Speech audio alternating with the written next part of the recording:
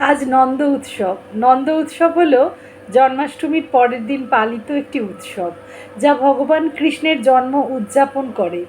নন্দ উৎসব হলো একটি আনন্দের উদযাপন, যা ভগবান কৃষ্ণের জন্ম এবং বৃন্দাবনে নন্দ মহারাজা তাঁর পালক পিতার দ্বারা অনুষ্ঠিত উৎসবকে স্মরণ করে।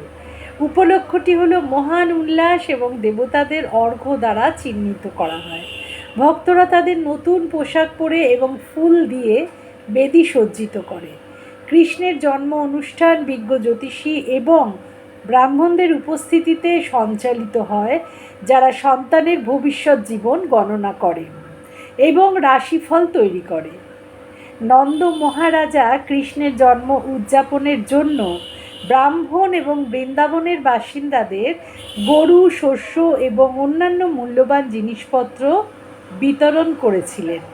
নবজাতক ভগবানকে উন্মুক্ত বাহুতে বরণ করায় সমগ্র গ্রামও আনন্দ উদযাপনে ভরে ওঠে।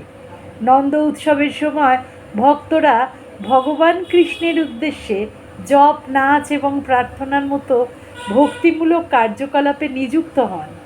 উদযাপনের মধ্যে সাধারণত প্রসাদ বিতরণ, মিষ্টি ভাগ করা এবং ভগবানের প্রশংসায় ভজন গাওয়া অন্তর্ভুক্ত থাকে।